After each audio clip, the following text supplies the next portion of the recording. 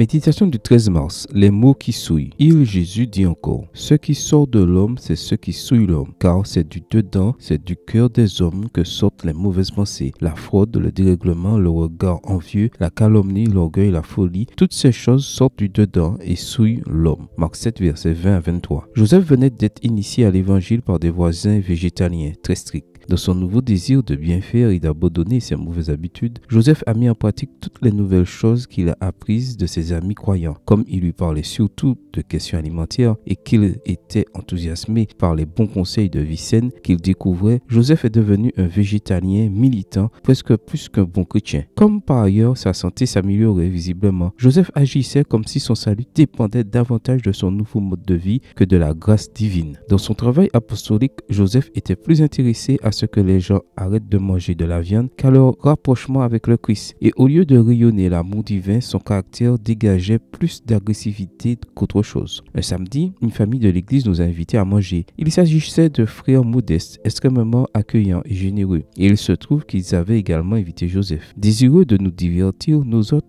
avait préparé un repas de sabbat aussi excellent que possible, comprenant du poulet, du poisson et un magnifique gâteau pour le dessert contenant sans doute du sucre, du lait et des œufs. Je souffre encore me souvenant de la dureté avec laquelle Joseph a traité ses bons frères de pécheurs, de mondains, d'apostats et je ne sais combien d'autres choses pour n'avoir pas suivi comme il le faisait les commandements très clairs de la parole inspirée. La pauvre ménagère, critiquée, dénigrée et humiliée, fondit en larmes, s'efforçant de dire qu'elle nous avait offert ce qu'elle avait de mieux. J'étais encore un très jeune pasteur, mais cette scène m'a fait comprendre qu'il y a des souillures qui viennent du cœur, même des cœurs se croyant irréprochables, et qui sont bien plus nocives que les ingrédients de certaines recettes, et avec des effets incomparablement plus néfastes, cruels et durables sur notre caractère et nos relations avec les autres, et qu'il y a des mots qui contaminent ceux qui les prononcent d'une manière bien plus difficile à purifier que les desserts les plus malheureux. Seigneur, délivre-moi aujourd'hui de toute parole qui souille. Amen. Bonne journée à vous et que le Seigneur vous bénisse.